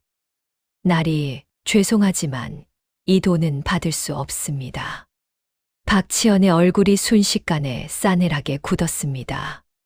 뭐라, 자네가 감히 내 호의를 거절한단 말인가. 날이, 사람이 사람 도리를 저버리고 살 수는 없는 노릇 아니겠습니까? 박치연은 분노를 사기며 낮은 목소리로 경고했습니다. 봉구, 후회하게 될 것이야. 이 혼사를 그르치면 자네 하나 이 고을에서 못 살게 만드는 것쯤은 일도 아니네. 봉구는 그 협박에도 흔들리지 않았습니다. 날이 뜻대로 되지는 않을 겁니다. 박치연은 분을 사기지 못하고 자리를 박차고 일어났습니다. 두고 보게. 자네가 감히 나를 상대로 이길 수 있을 것 같은가. 박치연은 그렇게 말하며 방문을 거칠게 열고 나갔습니다. 남겨진 봉구는 한동안 그 자리에 우두커니 서 있었습니다. 방 안에는 무거운 정적만이 감돌았습니다. 봉구는 한참을 그 자리에 서서 방금 벌어진 일을 되새겼습니다. 내가 정말 저 사람을 상대로 이길 수 있을까? 하지만 이내 봉구는 고개를 저으며 마음을 다잡았습니다. 이미 물러설 수 없는 길에 들어선 것이었습니다. 이제 와서 물러선다면 죽향 낭자와 아이에게 한 약속을 저버리는 것이다. 봉구는 그렇게 마음을 다잡으며 다음 날 있을 결전을 준비했습니다. 낭자, 조금만 더 기다려 주시오. 내일이면 모든 것이 밝혀질 것이오. 봉구는 그렇게 다짐하며 자리에 누웠지만 좀처럼 잠은 오지 않았습니다. 창밖에 어둠이 서서히 걷히고 새벽빛이 밝아올 때까지 봉구는 뜬 눈으로 밤을 지새웠습니다. 달구는 소리가 들려올 무렵에서야 봉구는 겨우 몸을 일으켜 오늘 있을 일을 위한 채비를 시작했습니다. 세수를 하고 옷매무새를 정갈이하며 봉구는 몇 번이고 마음을 다잡았습니다. 오늘이야말로 그동안의 모든 고민과 준비가 결실을 맺는 날이었습니다. 봉구는 마지막으로 품속의 옷가락지와 서찰들을 다시 한번 확인하고 집을 나섰습니다. 아침 햇살이 청림고를 비추고 있었습니다. 여느 때와 다름없는 평범한 아침이었지만 봉구에게는 그 어느 날보다 특별한 아침이었습니다. 봉구는 길을 나서며 하늘을 한번 올려다보았습니다. 맑게 갠 하늘이 마치 오늘의 결심을 응원해주는 듯 했습니다. 봉구는 그렇게 가벼운 발걸음으로 박치원 댁을 향해 걸어갔습니다. 오늘이 지나면 청림골에 많은 것이 달라져 있을 것이었습니다. 박치원 댁이 가까워질수록 봉구의 심장은 점점 더 세차게 뛰기 시작했습니다. 대문 앞에 다다른 봉구는 잠시 걸음을 멈추고 심호흡을 했습니다. 이제 정말 시작이었습니다. 봉구는 마지막으로 마음을 굳게 다잡고 대문 안으로 발걸음을 옮겼습니다. 그날 밤 봉구는 홀로 잠 못 이루며 내일 벌어질 일을 생각했습니다. 과연 내가 이 일을 잘 해낼 수 있을까? 자칫하면 나만 이 고을에서 쫓겨나는 신세가 될 수도 있는데 봉구는 몇 번이고 마음이 흔들렸습니다. 어쩌면 그냥 돈을 받고 조용히 넘어가는 것이 더 편한 길일지도 몰랐습니다. 하지만 그때마다 죽향과 아이의 얼굴 그리고 순진하게 혼인을 기뻐하던 옥분의 얼굴이 떠올랐습니다. 봉구는 이런저런 상념 속에서 밤새 뒤척였습니다. 창밖에서 들려오는 풀벌레 소리마저 오늘따라 유난히 크게 느껴졌습니다. 내가 이런 일에 나설 위인은 아니었는데 하지만 이제 와서 물러설 수도 없구나. 이대로 넘어가면 나는 평생 그 얼굴들을 잊지 못할 것이다. 봉구는 그렇게 마음을 다잡았습니다. 창밖에는 혼례를 하루 앞둔 밤이 깊어가고 있었습니다. 다음 날 박치원은 혹시 모를 사태에 대비해 신복들을 시켜 마당 곳곳에 눈을 두게 했습니다. 봉구가 무슨 짓을 할지 몰라 경계를 늦추지 않은 것입니다. 박치원은 뜬 눈으로 밤을 지새우며 혹시라도 봉구가 무슨 수를 쓸지 몰라 온갖 경우의 수를 떠올려 보았습니다. 저놈이 뭔가 꾸미고 있을지도 모른다. 잘 지켜보거라. 박치원의 신복들은 그날부터 마당 구석구석을 살피며 혹시 모를 낌새를 찾으려 했습니다. 하지만 봉구는 이미 놀이패라는 명목으로 자연스럽게 마당에 드나들 수 있는 방도를 마련해둔 뒤였습니다. 하지만 박치원은 봉구가 이미 놀이패를 준비해 두었다는 사실까지는 미처 눈치채지 못하고 있었습니다. 박치원은 혼례 전날 밤 마지막으로 한 번 더 봉구를 찾아왔습니다. 봉구, 마지막으로 묻겠네. 정말 이 혼사를 그르칠 셈인가? 날이 저는 이미 마음을 정했습니다. 박치원은 이를 갈며 물러났습니다. 좋다, 어디 두고 보자꾸나. 한편 마을 사람들은 내일 있을 성대한 혼례를 기대하며 들떠 있었습니다. 내일 박치원 댁 혼례에 구경 가세. 워낙 큰 잔치가 될 거라 하지 않는가. 그렇세. 이런 큰 혼례 구경도 흔치 않은 일이니 말일세. 이런 기대와는 전혀 다른 일이 벌어질 것이라고는 그 누구도 짐작하지 못하고 있었습니다. 혼례 당일 새벽 봉구는 일찍 일어나 마음을 다잡았습니다. 오늘이 바로 그날이다. 결코 물러서지 않겠다. 봉구는 몸단장을 하고 놀이패 도구들을 챙기며 몇 번이고 오늘의 계획을 되새겼습니다. 낭자, 오늘 반드시 낭자와 아이의 억울함을 풀어드리겠소. 같은 시각 죽향도 아이를 정갈하게 씻기고 옷을 갈아입혔습니다. 아가야, 오늘은 조금 소란스러울지 몰라도 어미 곁에 꼭 붙어 있거라. 아이는 영문도 모른 채 방긋 웃으며 어머니를 올려다보았습니다. 죽향은 순진한 웃음에 눈물이 핑 돌았지만 애써 참아냈습니다. 오늘 하루만 견디면 이 아이도 떳떳하게 살아갈 수 있을 것이다. 박치현 댁 마당은 이른 아침부터 분주했습니다. 하인들이 이리저리 오가며 잔치 준비를 서둘렀고 곳곳에 붉은 천과 꽃 장식이 걸렸습니다. 오늘 같은 날 실수가 있으면 안 된다. 다들 정신 바짝 차리거라. 집사가 하인들을 독려하며 마당을 분주히 오갔습니다. 그 누구도 오늘이 화려한 잔치 마당에서 무슨 일이 벌어질지 짐작하지 못하고 있었습니다. 박치현은 관복을 갖춰 입고 거울 앞에 서서 자신의 모습을 살폈습니다. 오늘만큼은 그 어느 때보다 위험 있는 신랑의 모습을 보여야 했습니다. 오늘은 내 인생에서 가장 중요한 날이다. 흠잡을 데 없이 완벽하게 치러야 한다.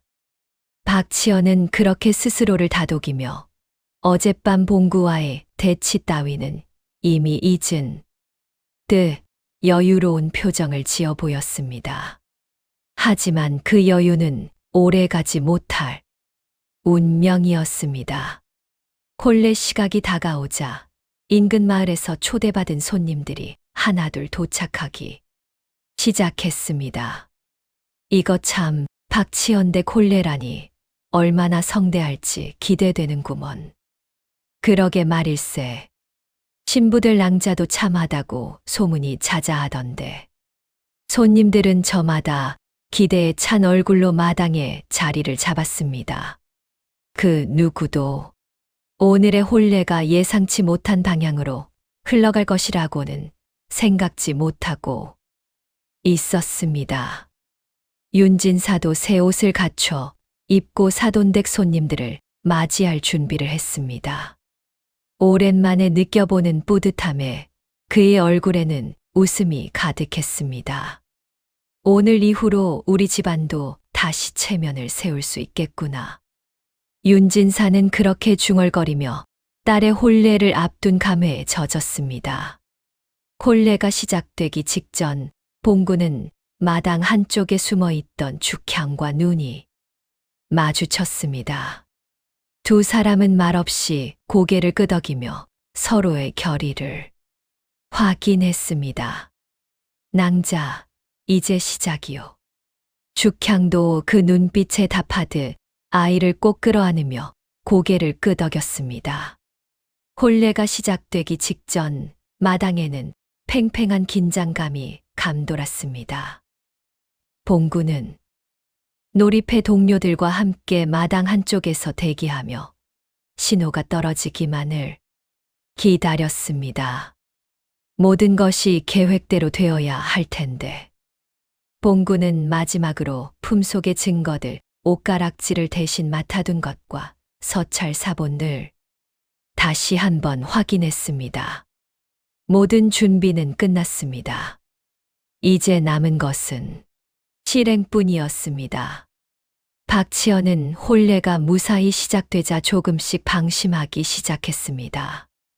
봉구 저놈도 결국 아무것도 못할 게야. 괜히 겁만 준 것이었나. 박치현은 그렇게 생각하며 여유를 되찾았고 관중들 앞에서 더욱 위험 있는 모습을 보이려 애썼습니다. 하지만 이 방심이야말로 봉구에게는 더없이 좋은 기회였습니다. 봉구가 놀이패를 이끌고 마당에 등장하자 사람들은 흥미로운 얼굴로 주목했습니다. 오, 흥을 돋우는 놀이가 있나 보구먼. 거 재미나겠는걸. 어디 한번 보세. 사람들의 시선이 온통 봉구에게 쏠린 그 순간이야말로 봉구가 기다려온 완벽한 타이밍이었습니다. 혼례는 순조롭게 진행되는 듯 했습니다. 신랑 박치현은 관복을 갖춰 입고 근엄한 표정으로 자리를 지켰고 신부 옥부는 화려한 예복을 입고 수줍게 고개를 숙이고 있었습니다. 윤진사는 그 모습을 흐뭇하게 지켜보았습니다. 드디어 우리 옥분이가 이리 좋은 곳으로 시집을 가는구나. 주례를 맡은 어른이 근엄한 목소리로 혼례 절차를 진행하기 시작했습니다. 신랑 신부는 서로 맞절을 하시오. 박치연과 옥부는 서로를 향해 정중히 절을 올렸습니다. 마당에 모인 사람들은 흐뭇한 미소로 그 모습을 지켜보았습니다. 혼례가 무르익어 갈 무렵 봉구는 짐짓 흥을 도두겠다며 놀이패를 이끌고 마당 한복판에 나섰습니다. 자자, 오늘같이 경사스러운 날, 이 몸이 재미난 놀이 하나를 보여드리겠습니다. 사람들은 흥미로운 얼굴로 봉구를 주목했습니다. 봉구는 능청스럽게 놀이를 진행하는 척하며 신호를 보냈습니다. 그러자 미리 약속한 대로 죽향이 아이를 안고 마당 한편에서 걸어 나왔습니다. 이보시오, 여러분. 여기 이 여인과 아이를 좀 보십시오. 봉구는 마당 한복판에서 목청을 높여 외쳤습니다. 그 목소리에는 그동안의 갈등과 두려움을 모두 떨쳐낸 확신이 담겨 있었습니다. 사람들은 갑작스러운 상황에 웅성거리기 시작했습니다. 저 여인은 누구인가? 아이까지 데리고 이게 무슨 일인가?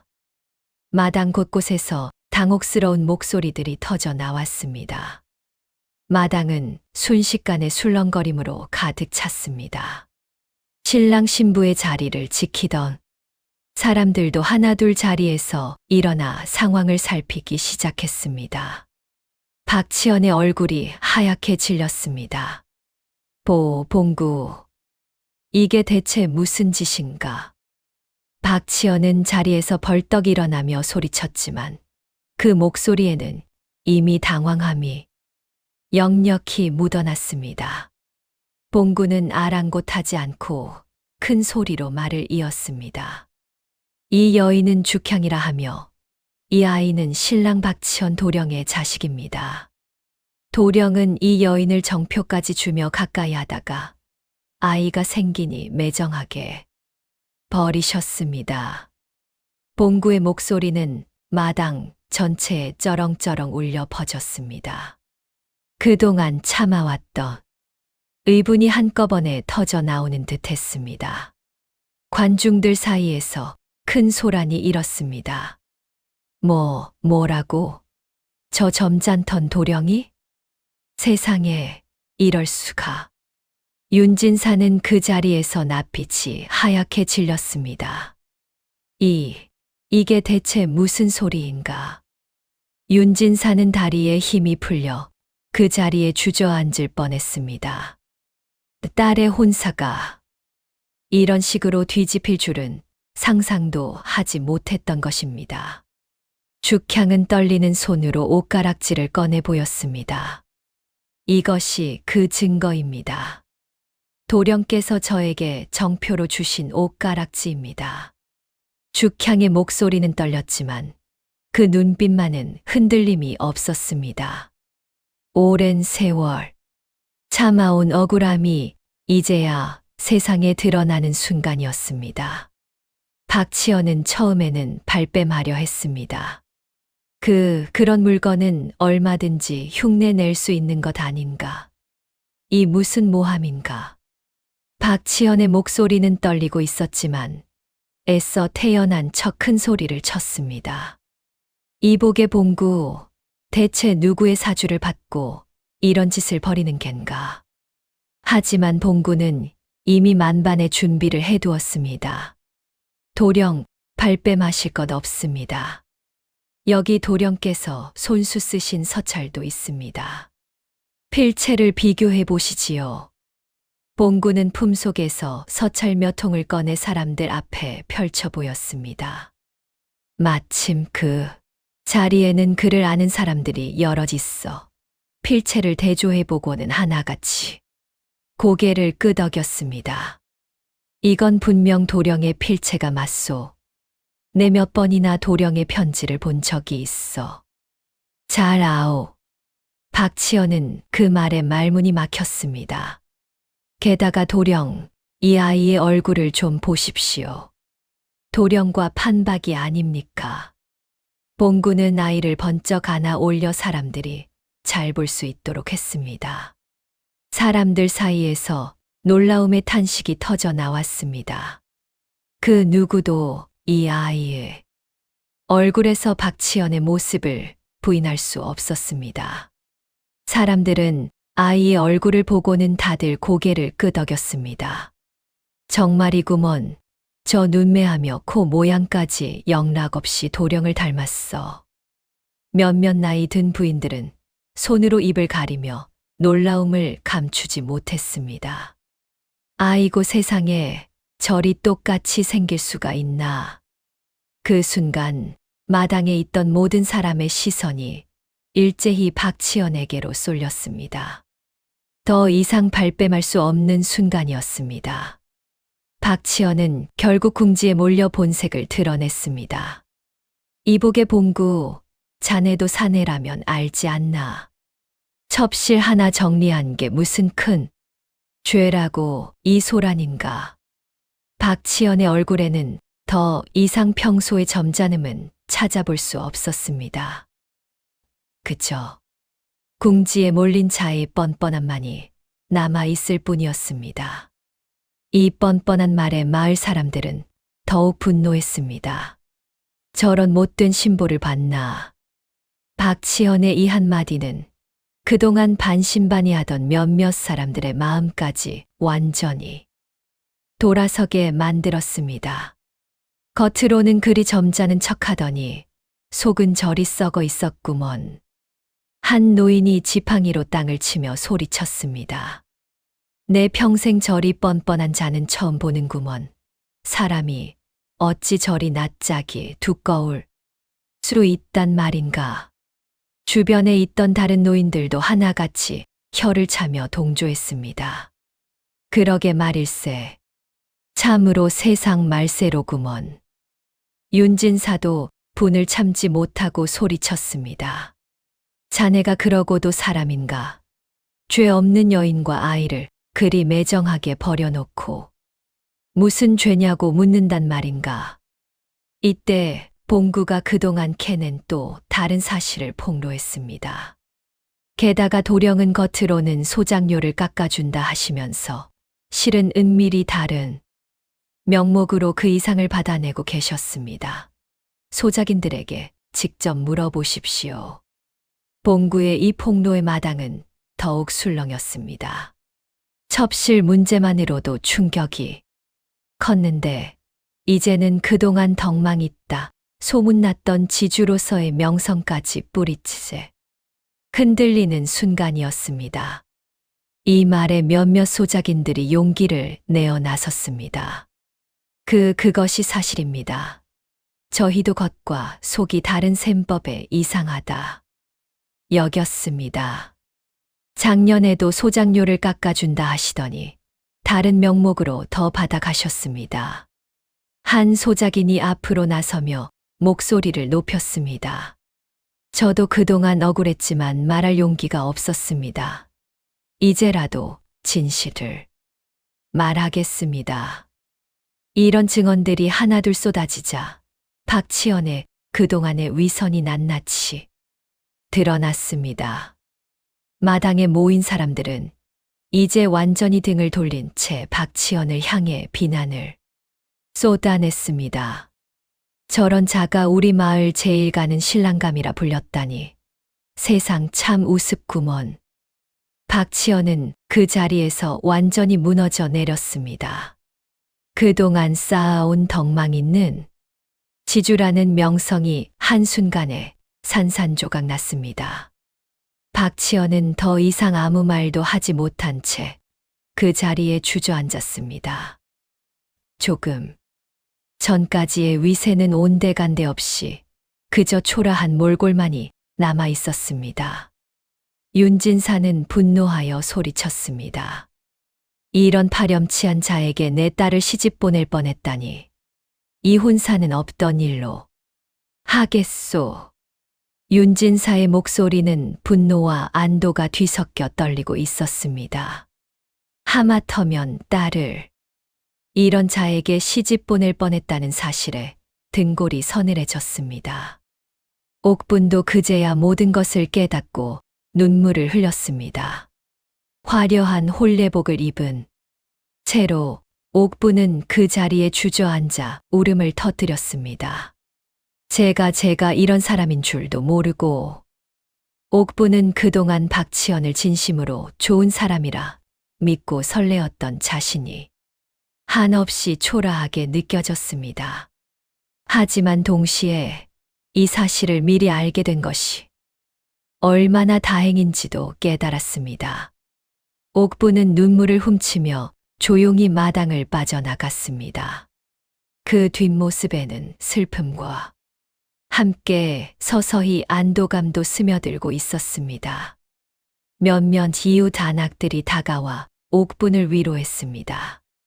낭자, 너무 상심 마시게. 이렇게 미리 알게 된 것이 천만다행일세.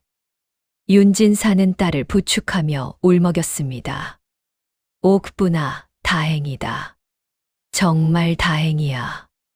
이런 자와 혼인했더라면 내 인생이 되었을지. 봉구는 그런 두 부녀를 보며 마음이 짠했지만 한편으로는 안도했습니다. 적어도 늦지 않게 진실을 밝힐 수 있어 다행이다. 박치연은 그날로 마을 사람들의 신뢰를 완전히 잃었고 소장료, 착복건까지 관아에 알려져 엄한 처벌을 받게 되었습니다. 혼사가 파투 난 후 윤진사는 오히려 봉구에게 감사를 표했습니다. 봉구, 자네가 아니었다면 내 딸이 얼마나 큰 불행을 겪었을지 모르겠네. 정말 고맙네. 윤진사는 처음엔 혼사가 깨진 것에 낙담했지만 이내 그것이 오히려 다행이었음을 깨달았습니다. 그런 파렴치한 자와 혼인했다면 우리 옥분이가 평생 얼마나 서러운 삶을 살았겠는가. 자네가 진실을 밝혀주지 않았다면 큰일 날 뻔했네. 윤진사는 몇 번이고 봉구의 손을 잡으며 감사를 표했습니다. 봉구, 자네야말로 진짜 사람 볼 줄 아는 사람일세. 내 자네에게 큰 빚을 졌네. 별 말씀을요, 나리. 사람이 할 도리를 했을 뿐입니다. 옥분은 그 후 시간이 지나 마음씨 착한 다른 선비와 혼인하여 행복하게 살았다고 전해집니다. 그 선비는 형편은 넉넉지 않았지만 옥분을 진심으로 아끼고 존중하는 사람이었습니다. 저는 그때 봉구님 덕분에 진짜 좋은 인연을 만날 수 있었습니다. 옥분은 훗날 봉구를 마주칠 때마다 몇 번이고 고마움을 표했습니다. 처음엔 그 파혼이 큰 불행처럼 느껴졌지만 돌이켜보면 그것이야말로 자신에게 찾아온 진짜 행운이었다는 것을 깨달았기 때문입니다. 봉구님이 아니었다면 저는 지금도 그 사람의 실체를 모른 채 살고 있었겠지요. 죽향과 아이는 마을 사람들의 도움으로 새로운 삶을 꾸릴 수 있었습니다. 박치연에게서 몰수한 재산 일부가 죽향 모자에게 위자료로 돌아갔고 죽향은 그 돈으로 작은 가게를 열어 아이를 키우며 살아갔습니다. 죽향의 가게는 정직한 셈과 친절한 응대로 곧 마을 사람들의 신망을 얻었습니다. 저 가게 주인 참 착실하고 정직하더구먼. 그러게 말일세. 그런 고초를 겪고도 저리 밝게 사는 걸 보면 참 대단한 여인일세. 죽향의 아이 덕이도 무럭무럭 자라나 어머니를 닮아 성실하고 고든 사람으로 커갔습니다. 죽향은 종종 봉구에게 이렇게 말하곤 했습니다. 봉구님이 아니었다면 저희 모자는 지금도 그늘 속에서 숨어 살고 있었을 겁니다. 낭자, 이제 그런 말씀은 그만하시지요. 낭자와 덕이가 이리 밝게 사는 것만으로도 저는 충분합니다. 봉구님, 이 은혜를 어찌 갚아야 할지 모르겠습니다. 은혜랄 것까지야. 그저 낭자와 아이가 잘 지내면 그걸로 됐습니다. 덕이는 훗날 자라서 마을에서 성실한 장인으로 이름을 알렸다고 합니다. 봉구는 비록 그 혼사에서 약속받았던 수고비는 한 푼도 받지 못했지만 마을 사람들 사이에서 오히려 더 큰 신망을 얻게 되었습니다. 봉구 스스로도 처음엔 수고비를 못 받은 것이 아쉬웠지만 시간이 지날수록 그보다 값진 것을 얻었다는 것을 깨달았습니다. 돈은 못 벌었어도 사람들의 진심 어린 신뢰를 얻었구나. 이것이야말로 더 큰 재산이 아니겠는가. 봉구는 이제 예전처럼 이 집 저 집 눈치를 보며 잔심부름을 하던 처지에서 벗어나 어엿한 한 사람으로 인정받게 되었습니다. 저 봉구란 사람 알고 보니 참 의리 있는 사람이었구먼. 그러게 말일세. 겉으로는 건달 같아도 속은 누구보다 곧더구먼. 이후로 봉구는 청림골에서 크고 작은 일에 중재자로 나서달라는 부탁을 자주 받게 되었고 예전과 달리 마을 사람들의 진심 어린 존경을 받으며 살아가게 되었습니다. 봉구, 이번에 우리 집 혼사도 좀 봐주게. 자네라면 믿을 수 있으니 말일세. 이런 부탁이 들어올 때마다 봉구는 예전과 달리 신중하게 양가의 사정을 꼼꼼히 살피고 나서야 중매를 맡았습니다. 봉구는 이제 더 이상 그저 수고비만 노리는 얌체 건달이 아니었습니다. 진심으로 좋은 인연을 맺어주려는 마음가짐이 그를 완전히 다른 사람으로 만들어 놓았습니다. 세월이 흘러도 청림골 사람들은 이 이야기를 잊지 않고 두고두고 전했습니다. 겉모습만으로 사람을 판단해서는 안 된다는 교훈과 함께 진실은 언젠가 반드시 드러난다는 믿음을 마음에 새기면서 말입니다. 이 이야기는 그렇게 대를 이어 전해지며 청림골 사람들의 마음속에 깊이 자리 잡게 되었습니다. 그리고 그 이야기의 끝에는 언제나 이런 말이 덧붙었습니다. 겉모습에 속지 말고 사람의 진심을 볼 줄 알아야 한다. 이것이 바로 청림골에 두고두고 전해지는 건달 봉구의 이야기입니다. 봉구는 그런 부탁을 받을 때마다 흐뭇하게 웃으며 응했습니다. 여부가 있겠습니까? 이번에는 제대로 된 수고비를 받으며 말입니다. 이 말에 사람들은 다들 웃음을 터뜨렸습니다. 세월이 흘러 봉구는 청림골에서 없어서는 안 될 중매쟁이로 자리 잡았습니다. 예전처럼 그저 수고비만 노리는 것이 아니라 양쪽 집안의 사정을 꼼꼼히 살피고 진심으로 좋은 인연을 맺어주는 것으로 이름을 알렸습니다. 봉구가 중매를 선 집안은 다들 잘 산다더군. 그야 봉구가 이제는 사람 보는 눈이 남다르니 그렇지. 박치어는 그 후 재산을 몰수당하고 마을에서 쫓겨나듯 떠났다고 전해집니다. 한때 청림골 제일가는 신랑감이라 불리던 그의 이름은 이제 위선의 대명사로 남게 되었습니다. 마을 사람들은 두고두고 이 일을 화제 삼았습니다. 사람 겉모습만 보고는 절대 모른다니까. 그리 점잖던 사람이 그런 짓을 했을 줄 누가 알았겠나. 그러게 말일세. 봉구가 아니었으면 우리도 그 사람 실체를 영영 몰랐을 걸세. 이런 이야기가 퍼지면서 봉구의 이름은 더욱 널리 알려지게 되었습니다. 이웃 고을에서도 봉구의 이야기를 듣고 일부러 찾아와 중매를 부탁하는 이들이 생겨났습니다. 청림골에 사람 보는 눈이 남다른 중매쟁이가 있다던데 그 사람 좀 소개해 주시게. 봉구는 그렇게 점점 더 명성을 쌓아갔고 결국 인근 몇 고을에서까지 알아주는 중매쟁이가 되었습니다. 봉구는 이제 예전처럼 하루 벌어 하루 먹는 신세가 아니었습니다. 정직하고 성실하게 중매를 서는 것으로 안정적인 생계를 꾸릴 수 있게 되었습니다. 사람이 참 많이 변했지. 예전엔 그저 그런 건달이었는데 이제는 이 고을 최고의 중매쟁이 아닌가. 봉구는 그런 말을 들을 때마다 겸손하게 웃어 넘겼습니다. 다 지난 일이 저를 여기까지 이끌어준 것이지요. 남을 속이려는 자가 제 꾀에 먼저 걸려 넘어지는 법이지요. 오늘도 청림골 사람들은 이 이야기를 전하며 겉모습만으로 사람을 판단해서는 안 된다는 것을 되새긴다고 합니다. 다음 영상을 빠르게 만나보시려면 좋아요와 구독을 눌러주세요.